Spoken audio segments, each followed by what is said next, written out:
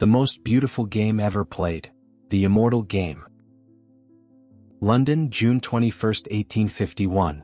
The air was thick with anticipation and the scent of possibility. Outside, the great exhibition at the Crystal Palace was drawing crowds from across the globe, showcasing the triumphs of British industry and technology. But inside a chess venue somewhere in London, a different kind of drama was unfolding. Two mathematicians, both devotees of the ancient game of chess, sat down for what they thought would be a casual game during a break from the first international chess tournament. Neither could have known they were about to create something that would transcend their era and speak to chess lovers across centuries. This is the story of the Immortal Game, a masterpiece so brilliant that it earned its legendary name just 4 years after it was played. It is a tale of two men, two contrasting lives, and one perfect storm of tactical genius that would define an entire era of chess. Welcome to the board's memory. The stage, London 1851. To understand the Immortal Game, we must first understand the world in which it was born. The year 1851 was a pivotal moment in history. London hosted the Great Exhibition, the world's first international exposition, attracting over 6 million visitors to marvel at steam engines, locomotives, and countless other innovations. It was an age of optimism, progress, and global connection. The London chess community saw an opportunity. Howard Staunton, England's strongest player and a prominent chess journalist, conceived an ambitious plan to organize the first international chess tournament, bringing together the finest players from across Europe.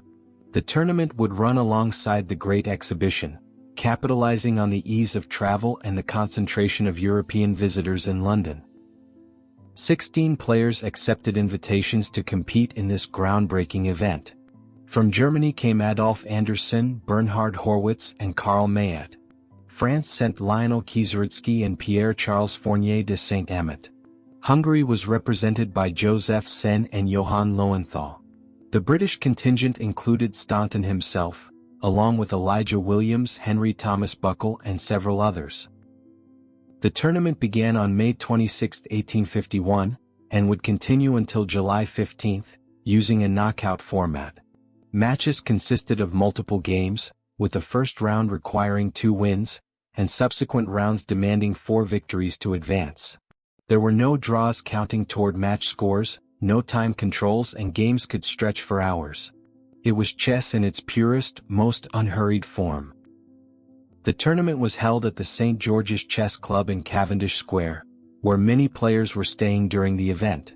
However, London's chess scene extended beyond this single venue. Simpson's in the Strand, then known as the Grand Cigar Divan, was another central gathering place for chess players. Established in 1828 as a smoking room that evolved into a coffee house, it had become one of the beating hearts of British chess culture by the 1840s. Players reclined on divans, smoking cigars and contemplating their next moves on massive chessboards designed for spectators to follow the action. The exact location where the Immortal Game was played remains a matter of historical debate. Some sources place it at Simpson's Divan, while others suggest it occurred at the St. George's Chess Club or even in Anderssen's room. What we know with certainty is that it was an informal game, a casual encounter between rounds of the formal tournament, played without spectators taking detailed notes and without any sense that something historic was unfolding. The Romantic Era of Chess. The style of play in 1851 was radically different from modern chess. This was the height of what historians call the Romantic Era of chess, a period spanning roughly from the 1820s to the 1870s. During this time, chess was viewed less as a science and more as an art form. Players valued beauty, brilliance, and daring above all else. A game won through a spectacular sacrifice was considered superior to a technically correct but aesthetically dull victory. Opening gambits dominated the era. The King's Gambit, the Evans Gambit, the Danish Gambit, all offered material in exchange for rapid development and attacking chances. To decline a gambit was considered almost unsportsmanlike, a sign that a player lacked courage or imagination. Players launched themselves into wild, unbalanced positions with abandon, trusting in their tactical vision to find the knockout blow. Positional chess, the careful accumulation of small advantages, the patient improvement of piece placement. These concepts were barely understood. The center was certainly valued, but more as a launching pad for attacks than as something to control for its own sake. Pawn structures, weak squares, and prophylaxis were alien concepts. What mattered was rapid piece development, open lines, and the relentless pursuit of the enemy king. This style produced games of breathtaking beauty and shocking violence. Rooks, bishops, even queens were hurled into the attack with reckless abandon. Combinations spanning 5, 10, 15 moves were conceived and executed over the board, often in positions where modern computers would protest at the objective incorrectness of the sacrifices. But correctness was not the point. Beauty was the point. Brilliance was the point. Adolf Anderssen epitomized this romantic style. So did his opponent on that fateful June day, Lionel Kieseritsky. Adolf Anderssen, the unexpected champion. Karl Ernst Adolf Anderssen was born on July 6, 1818, in Breslau, Prussia, a city now known as Wrocław, Poland. He came from modest circumstances. His father taught him chess at the age of 9, and the young Adolf showed immediate aptitude. But unlike the prodigies we sometimes encounter in chess history, Anderssen's path to mastery was slow and methodical. He studied mathematics and philosophy at university, graduating in 1847 at the age of 29. He then took a position as a mathematics teacher at the Friedrichsgymnasium in Breslau, a post he would hold for most of his life. Chess was never Anderssen's profession. It was his passion, his hobby, something he pursued during holidays and summer breaks. He lived quietly with his widowed mother and unmarried sister, never marrying himself, dedicating his professional life to education and his leisure time to the 64 squares. His chess strength developed gradually. In 1842 he published a collection of 60 chess problems titled Aufgaben für Schachspieler, showing his early interest in the compositional aspect of chess. In 1848 he drew a match against Daniel Harwitz, one of the strong players of the day. This result suggested Anderssen belonged among Europe's elite, but he remained relatively unknown outside German chess circles. When the invitation to the London 1851 tournament arrived, Anderssen was not even the first choice from Germany. Tassilo von der Lasa, considered the strongest German player at the time, had declined, and Anderssen received the invitation in his place. Few expected him to excel. Howard Staunton, writing before the tournament, described Anderssen as Germany's second-best player, a backhanded compliment that reflected the general underestimation of the quiet teacher from Breslau. But Anderssen proved all doubters wrong. He navigated the knockout bracket with remarkable consistency, displaying a tactical sharpness and attacking flair that left opponents reeling. In the semi-finals he faced Staunton himself and won convincingly. In the final, he defeated Weivel to claim the tournament championship. Suddenly, the unknown German teacher was being hailed as the strongest player in the world. Lionel Kieseritsky, the tragic genius. Anderssen's opponent in the Immortal Game lived a life of greater drama and, ultimately, greater tragedy. Lionel Adalbert Bagration Felix Kieseritsky was born on January 1, 1806, in Dorpat, then part of the Russian Empire, now Tartu, Estonia. He came from a Baltic German family, the youngest of 14 children. His father was a lawyer and the family was reasonably well off. Kieseritsky studied philology and law at the University of Dorpat from 1825 to 1829, though he never completed his degree. He then worked as a mathematics teacher in Dorpat, where he quickly established himself as the strongest player in the Baltic region. But the Baltic provinces were too small a stage for Kieseritsky's ambitions. In 1839, at the age of 33, he made a bold decision that would define the rest of his life. He moved to Paris. Paris in the 1840s was one of the great chess centers of Europe, and the Café de la Régence was its beating heart. This legendary establishment had hosted the greatest players of previous generations. When Kieseritsky arrived, he immediately set up shop at the café, offering chess lessons for 5 francs an hour and playing games for stakes against anyone willing to challenge him. Kieseritsky was a chess professional in an age when such a career was barely viable. He made his living entirely from the game, teaching, playing, writing about chess. He had considerable skill, particularly when giving odds to weaker players.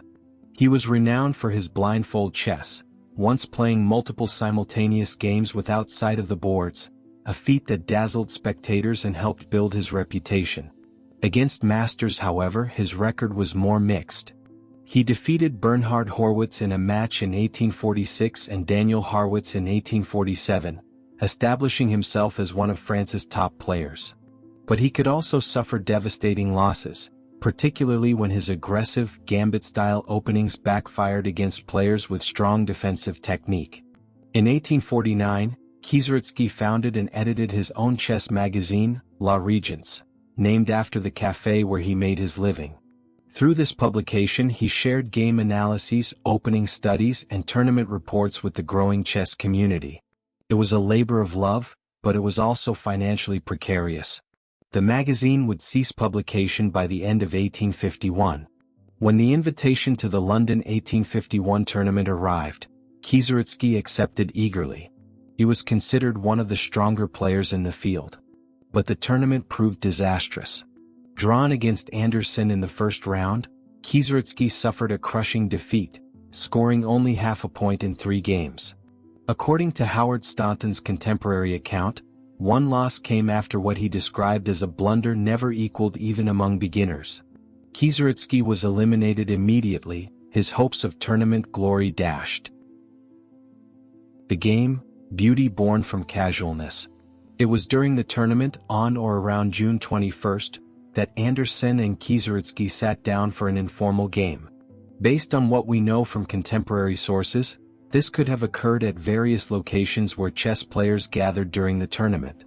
The game was casual, played without time pressure, without spectators taking detailed notes, without any sense that something historic was unfolding. The game began with the King's Gambit, one of the most popular openings of the Romantic era. Anderssen, playing white, opened with his king-pawn advancing 2 squares. Kieseritzky responded symmetrically with his own king-pawn. Anderssen immediately sacrificed his f-pawn, offering it to seize control of the center and open lines for his pieces. This was textbook Romantic chess. Material means nothing, initiative is everything. Kieseritzky accepted the gambit, taking the offered pawn. Anderssen continued by developing his bishop to c4, an active square targeting the vulnerable f7 square near black's king. But instead of the more common knight development, Kieseritzky played the Brian counter gambit, bringing his queen out early with check. This aggressive move gave check immediately, forcing Anderssen's king to move and thus forfeiting white's right to castle. The king went to f1, a humble square, but one that kept the position playable. Already the game was taking on a wild character. Both players were living dangerously, their kings exposed, their pieces still undeveloped. Kieseritzky continued by offering back material with his b-pawn, deflecting white's bishop from the dangerous c4 square. Anderssen captured, maintaining the tension. Black developed his knight to f6, attacking white's center pawn, and Anderssen responded by developing his own knight to f3, defending and simultaneously attacking black's queen. The queen retreated, maintaining pressure. Then came a seemingly quiet pawn push by white to d3, solidifying the center and preparing to develop the c1 bishop. Kieseritzky brought his knight to the edge of the board on h5, threatening a fork of king and rook. This was a typical Romantic-era move, aggressive, forcing but also committing the knight to an inferior square. What followed was a complex dance of threats and counter-threats. White attacked the knight, black's queen moved to maintain pressure, and white centralized powerfully. The position was becoming chaotic. Black had extra material, but white's pieces were swarming toward black's king, which remained stranded in the center. The game continued with both sides creating tactical complications. White opened more lines with pawn advances, black tried to consolidate, and the queens engaged in a deadly ballet across the board. Then came a critical moment when white brought the queen into the attack with devastating effect. Black found himself facing multiple threats simultaneously and was forced to retreat his knight to an inferior square, conceding time and leaving his pieces tangled. White captured back material and activated more pieces. Black finally got a piece developed, and white centralized dramatically with his knight. Black captured a pawn on the queen side, attacking white's rook. And here, in this complex, messy position, Anderssen found a move that would echo through chess history. The sacrificial storm. Anderssen played a stunning bishop move to d6. At first glance, this appeared to be simply developing a piece and blocking a file. But there was a hidden trap. White had left both rooks undefended. If black captured the bishop, white had a forced sequence leading to checkmate. The knight and queen would weave a mating net that could not be escaped. Kieseritzky saw this trap and instead captured the rook on g1. But this too walked into Anderssen's web. White advanced his central pawn to e5, and suddenly black's queen on the queen side was out of play, unable to return to defend the king. Black desperately captured the other rook with check. Anderssen calmly stepped forward with his king to e2. Black brought his knight to a6, defending against an immediate threat of checkmate. The knight on a6 covered the c7 square, preventing a quick finish. But Anderssen had seen further. He captured on g7 with his knight, sacrificing it to expose black's king. Kieseritzky was forced to move his king to d8. And then came the most famous move in chess history. The immortal sacrifice. Anderssen moved his queen to f6, offering a check. The queen sacrifice. The move that defines the immortal game. The queen, the most powerful piece on the board, was offered to black's knight on g8. If black did not capture, white would deliver checkmate on the next move. Black had no choice.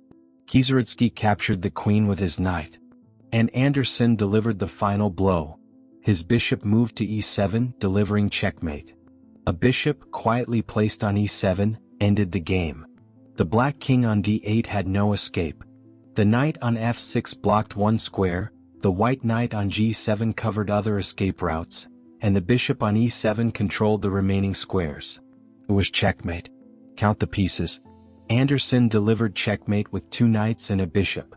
Black still had his queen, both rooks, a bishop and several pawns. Black was ahead in material by a staggering margin. But none of it mattered. The pieces were in the wrong places, uncoordinated and useless. White's remaining pieces worked in perfect harmony, weaving a mating net that could not be escaped. According to Kieseritzky's own publication, he resigned either at move 20 or shortly thereafter, with some sources suggesting the final moves may not have been played on the board but announced by Anderssen as a forced sequence. Modern computer analysis has revealed that the game was not objectively perfect. Several of Anderssen's sacrifices could have been refuted with accurate defense. The bishop sacrifice early in the game, the rook sacrifices, even the queen sacrifice itself had alternatives that would have maintained black's material advantage. But in the heat of over-the-board play, against an opponent of Kieseritzky's attacking style, these moves created problems that proved insurmountable. And that, perhaps, is part of what makes the Immortal Game truly immortal. It is not a computer-perfect game. It is a human game full of risk and imagination, where one player's vision proved stronger than cold material count. It represents an entire philosophy of chess, an approach to the game that valued beauty and daring above safety and technique. The aftermath, recognition and immortality. When the game ended, Kieseritzky immediately recognized its brilliance. Despite being on the losing side, despite having his pieces rendered useless while his opponent checkmated him with only minor pieces, Kieseritzky understood that he had participated in something special. Based on contemporary accounts, he telegraphed the moves to his chess club in Paris, and the game was published in the July 1851 issue of La Régence, the magazine Kieseritzky edited. The publication included annotations and remarkably they were full of praise for his opponent. Kieseritzky concluded his notes with words recognizing that the game had been conducted by Anderssen with remarkable talent. It was an act of grace and humility, a recognition that chess transcends winning and losing, that beauty in the game is something to be celebrated regardless of which side of the board one occupies. The game quickly spread through the chess world. In July 1851, just days after La Régence published it, The Chess Player, an English weekly edited by Joseph Kling and Bernhard Horwitz, reprinted the game. Other publications followed. The game appeared in tournament bulletins and chess columns in newspapers, in the growing number of chess magazines that were proliferating across Europe. But it was not until 1855 that the game received its legendary name. Ernst Falkbeer, an Austrian master and chess theoretician, published an analysis of the game in the Wiener Schachzeitung, a German chess magazine published in August 1855. He dubbed it the Immortal Game, and the name stuck. Falkbeer chose wisely. The name captured the essence of what made the game special.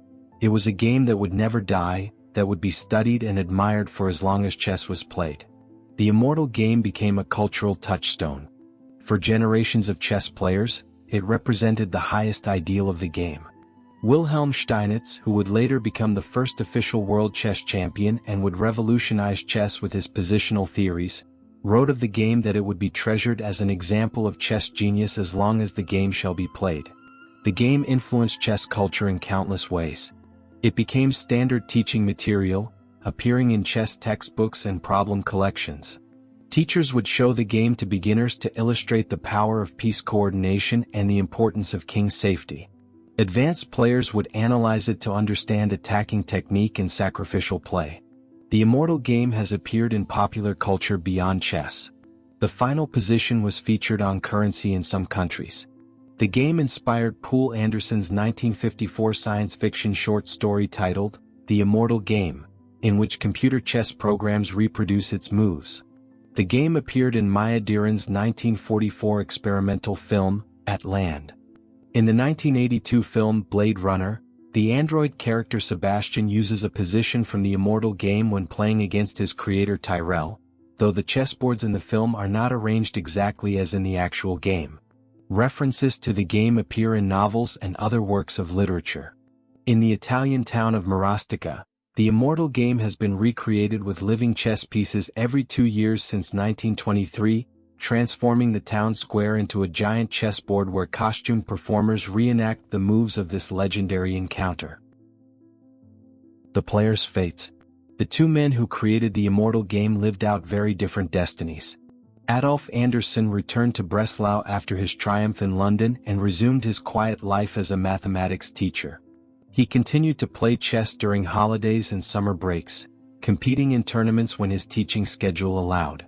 He won the London 1862 tournament, proving that his 1851 victory was no fluke.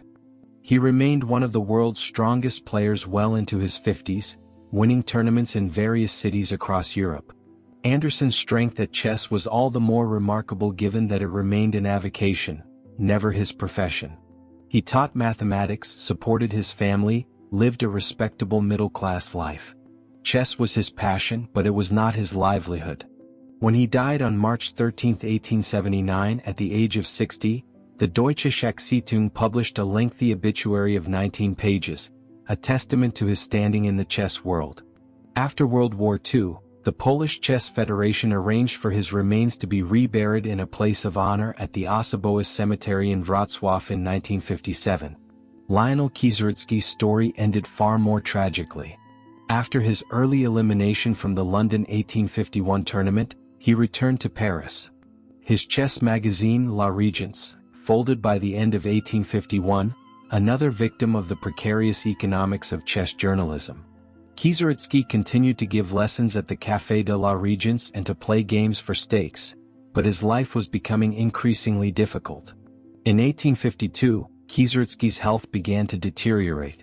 He developed a severe nervous ailment and hemiplegia, a paralysis affecting one side of his body. The exact cause was never clearly documented, though some contemporaries speculated it might have been related to the mental strain of his frequent practice of blindfold chess, which placed enormous demands on his cognitive faculties. He was forced to stop playing competitively and could barely continue his teaching. On May 18, 1853, Lionel Kieseritsky died in Paris at the age of 47. Contemporary sources indicate he died penniless in the Hôpital de la Charité, a public hospital that served the indigent. According to accounts from the time, only a few of his chess friends were at his bedside. His fellow players at the Café de la Régence took up a collection to pay for his burial, but the contributions were meager. He was buried in what sources describe as a pauper's grave, and while the cemetery location has been identified, the exact plot where he was buried has never been conclusively determined. The contrast between the two men's lives is stark. Anderssen, the amateur, the teacher, the man who played chess for love rather than money, achieved recognition, success, and a comfortable life. Kieseritsky, the professional, the man who dedicated everything to chess, died in difficult circumstances far from his homeland. It serves as a sobering reminder of the precariousness of making one's living from chess in an era before prizes, sponsorships, and professional opportunities made such a career truly viable. Yet Kieseritsky achieved a form of immortality that transcends his difficult final years.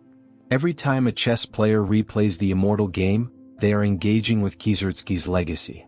His willingness to publish the game, to praise his opponent's brilliance even in defeat, ensured that the game would survive. Without Kieseritsky's generosity of spirit, the Immortal Game might have been lost to history, just another casual game played during a tournament break. In publishing it, in celebrating it, Kieseritsky made himself immortal. The legacy, romanticism and beyond. The Immortal Game stands as the perfect expression of Romantic-era chess. It embodies all the values that characterize the period: aggression, creativity, sacrifice, and the pursuit of beauty over material advantage. 4 decades after 1851, players would study the game and try to emulate Anderssen's style, launching wild attacks and offering daring sacrifices in pursuit of brilliant victories. But the Romantic era was already beginning to fade even as the Immortal Game was being played. In 1858, Paul Morphy arrived in Europe and defeated Anderssen handily in a match. Morphy's chess was still in the Romantic tradition, but it was more refined, more efficient. He sacrificed too, but his sacrifices were sounder, his attacks more calculated. After Morphy's retirement from active play in 1859, Anderssen returned to dominance, winning the London 1862 tournament. But in 1866 he faced Wilhelm Steinitz in a match and Steinitz won. This marked a turning point in chess history. Steinitz would go on to develop the principles of positional play, teaching that material advantage, pawn structure, and long-term strategic considerations were more important than immediate attacks. The age of wild sacrifices and romantic attacks was giving way to the scientific, classical era of chess. The Immortal Game thus represents both a pinnacle and an ending. It is perhaps the most perfect expression of Romantic chess, created at the twilight of that era's dominance. Modern computer analysis confirms what Steinitz understood. Many of the sacrifices in the Immortal Game are objectively unsound. With perfect defense, Black should have survived and won with his material advantage. But perfect defense is a human impossibility in such complex, tactical positions. And therein lies the game's enduring appeal. Today we analyze the Immortal Game with engines that can calculate millions of positions per second, and we can point out the inaccuracies, the moments where a better move existed. But this knowledge does not diminish the game. If anything, it enhances our appreciation for what Anderssen achieved. To find those sacrifices over the board, to see the mating pattern so many moves in advance, to maintain the attacking thread through such complexity, that was genius regardless of objective evaluation. The Immortal Game reminds us that chess is not just a game of calculation and technique. It is an art form, a creative pursuit where imagination and beauty matter. The game has influenced generations of players, not because it shows the objectively best moves, but because it shows what is possible when a player commits fully to an attacking vision and executes it with brilliant tactical precision. Conclusion: the game that never dies. On that summer day in London, 2 men sat down for a casual game of chess. One was a German mathematics teacher enjoying a rare opportunity to play against international competition. The other was a chess professional from Paris struggling to make ends meet in a world that did not yet fully value chess mastery. Neither was thinking about posterity. They were just playing chess, enjoying the game they both loved. But somewhere in London, during the breaks of the world's first international chess tournament, with the excitement of the great exhibition filling the city, they created something that transcended the moment. They created a game so beautiful, so brilliant, so perfectly representative of its era that it earned the right to be called immortal. The Immortal Game lives on. It appears in chess textbooks worldwide. It is studied by beginners learning about piece coordination and by grandmasters appreciating the tactical patterns. It is referenced in movies, books, and popular culture. Chess players separated by language, culture, and generations can bond over their shared knowledge of Anderssen's Queen Sacrifice and the final checkmate delivered by 3 minor pieces. In a world where most things fade with time, where even the greatest achievements are eventually forgotten, the Immortal Game endures. It endures because it speaks to something fundamental about chess and about human creativity. It shows us that beauty matters, that imagination has value, that sometimes the wildest dreams can come true on the 64 squares. Adolf Anderssen and Lionel Kieseritzky are both gone now, their lives long finished. But the game they created together lives on, studied and admired by new generations of chess players. That is the true meaning of immortality, not the absence of death, but the presence of lasting value, beauty that transcends time. The Immortal Game is just that, a game that will never die. If you enjoyed this journey into chess history, please consider giving this video a like and subscribing to the board's memory. We explore the great games, fascinating stories, and memorable moments that make chess the timeless game we love. Join us as we continue to uncover the memories stored on the 64 squares. Until next time, may your own games contain a spark of immortal beauty.